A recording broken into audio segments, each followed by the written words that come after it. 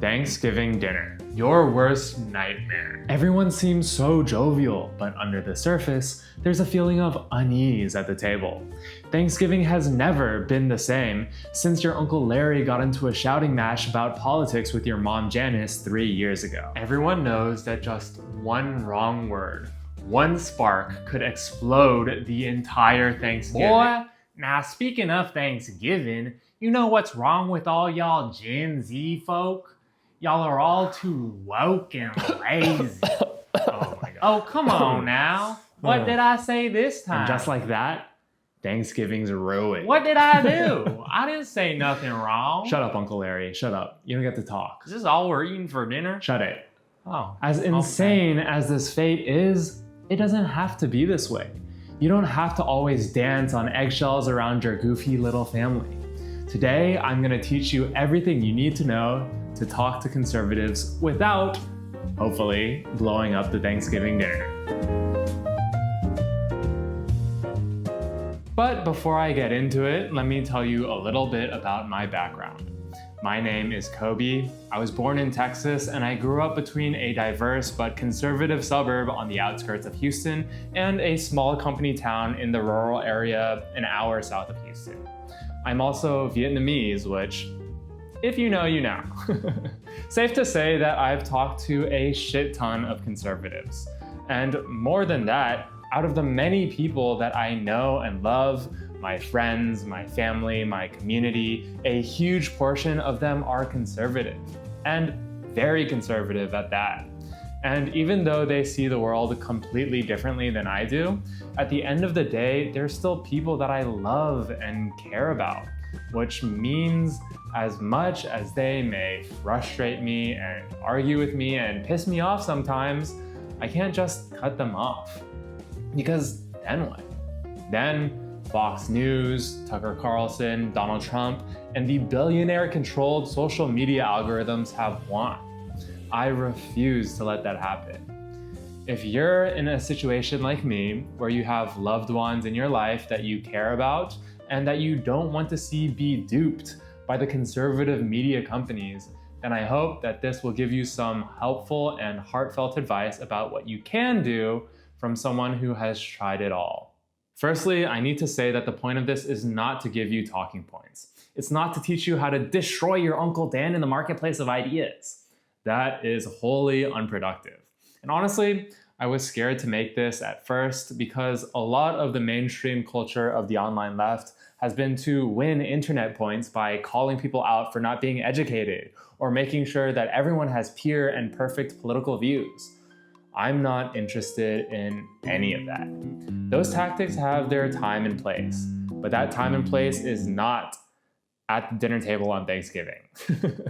I'm just so sick and tired of hearing stories of people's lifelong, real-life families and friendships being torn apart because of differences in opinion that I felt I just had to make this video. Calling people out and policing people's political purity may earn you points online, but in the real world, if you try the same tactics, not only will you never convince your Uncle Dan to abandon his conservative worldview, you'll probably destroy your relationship with him first, even if you do get the better of him in the realm of facts and logic. And what does that do? Maybe you feel good about yourself for 10 seconds, but then everyone is just sitting there, silent at the Thanksgiving table, and then what? You may have won the battle, but you lost the war.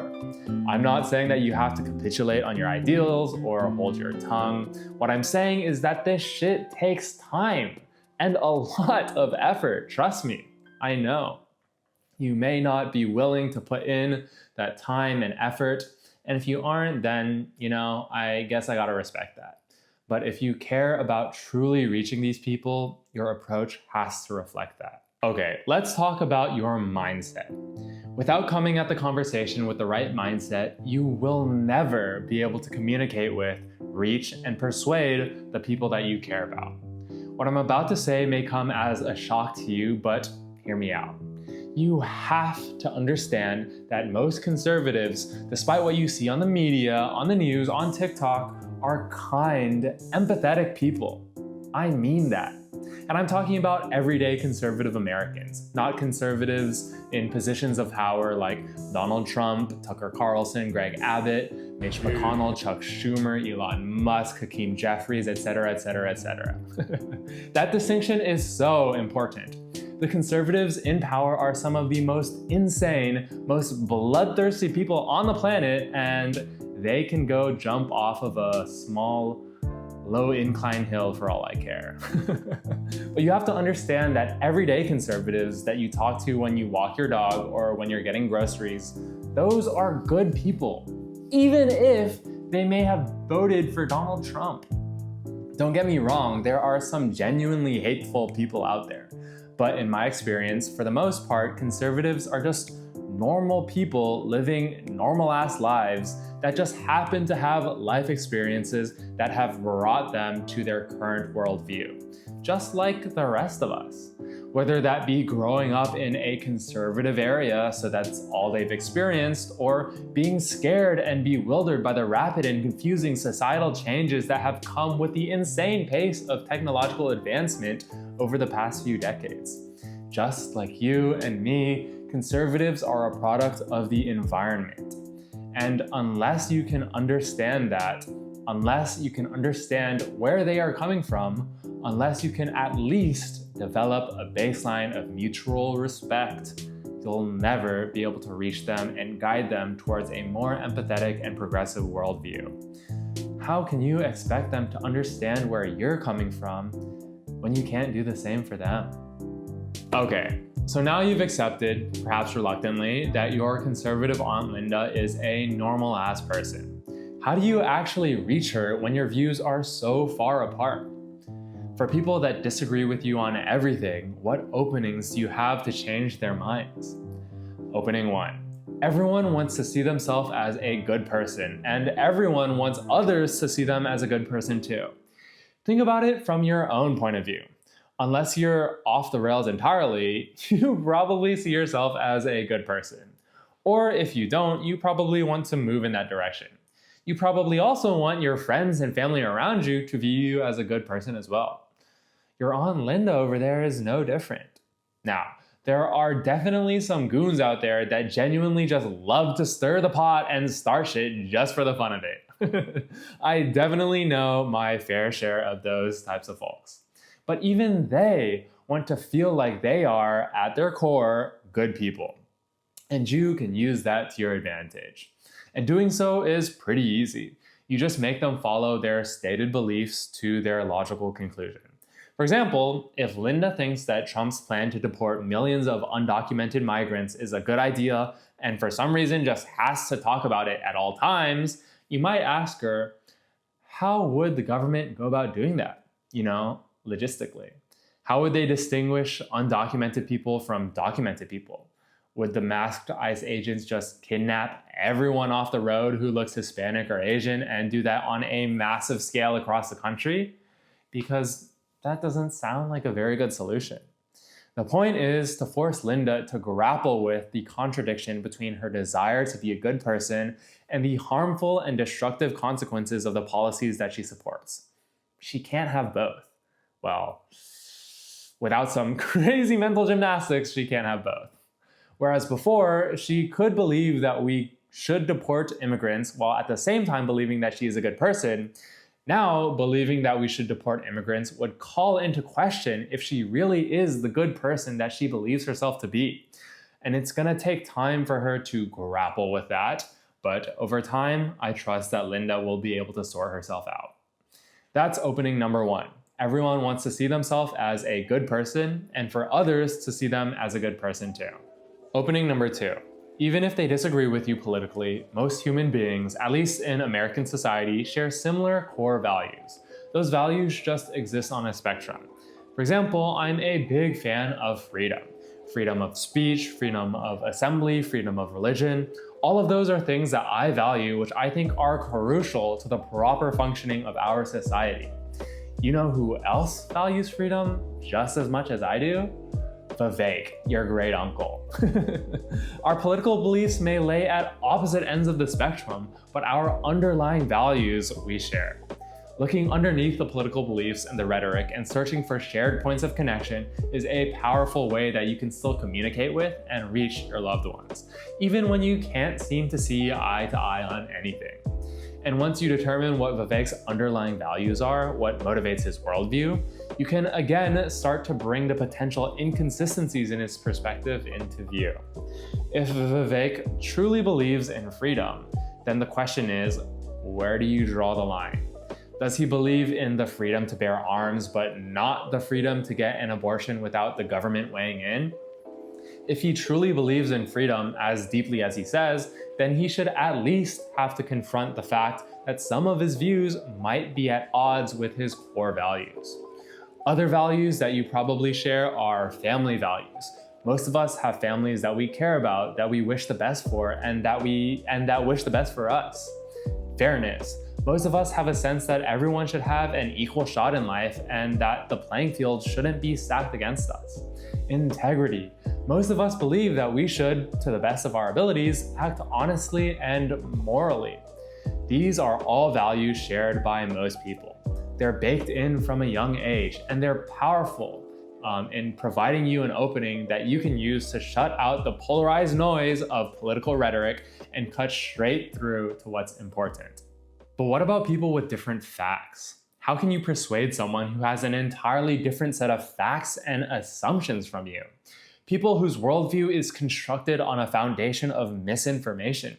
People who might think that, actually, women and migrants should have less freedom, and life is unfair, so might as well keep it that way, and integrity doesn't matter as long as you make money. How can you reach those people? For that, we can look towards tactics that specialists have used to deprogram their loved ones from cults. The first lesson is that trying to provide better information, better facts, better statistics will never work. It doesn't matter how good your facts are, or how solid your statistics are, or how spiffy your graphs look. They'll just bounce right off. And if you're particularly lucky, you'll even get an earful of some crazy conspiracy theory propaganda that you'll barely be able to comprehend. Something about space lasers and Tylenol and the Earth being shaped like a chicken wing.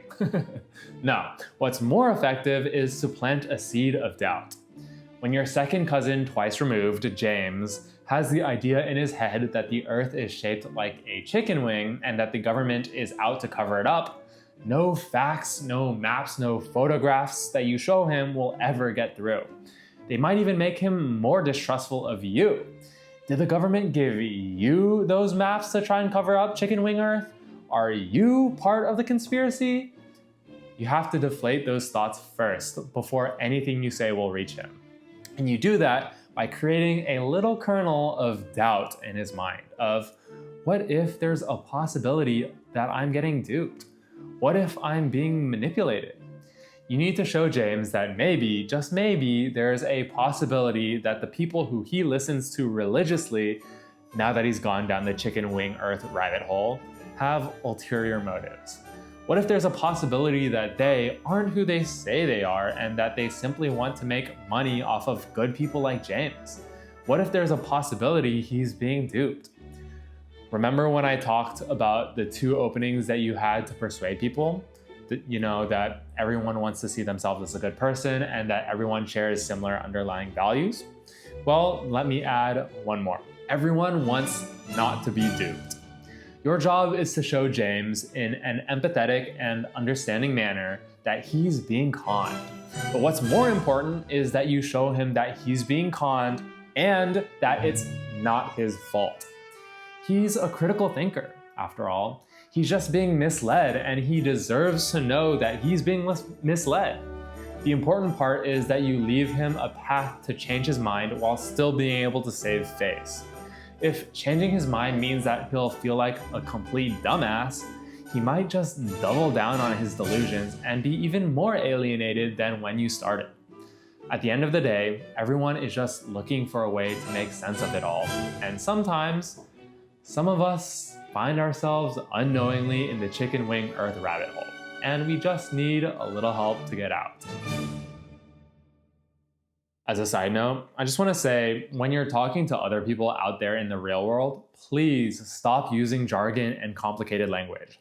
I know it's fun to say, we have to resolve the contradictions inherent in the political system, and lumpen proletariat, and dialectical materialism. But have you ever considered not saying that? I'm not saying dumb down your language. I'm not saying water down your language. I'm saying that if you want your message to be heard and taken to heart, it has to first be understood. I'm also saying that using obscure language like revolutionary vanguard or labor aristocracy or global social praxis often functions to create an in-group of snotty, elitist, intellectual thinkers while deliberately excluding people who aren't as well-read in one hyper-specific field. That shit pisses me off. Just be a normal person. That's all I'm saying. At the end of the day, you have to understand that you can't change other people. Let me say that again. You can't change other people.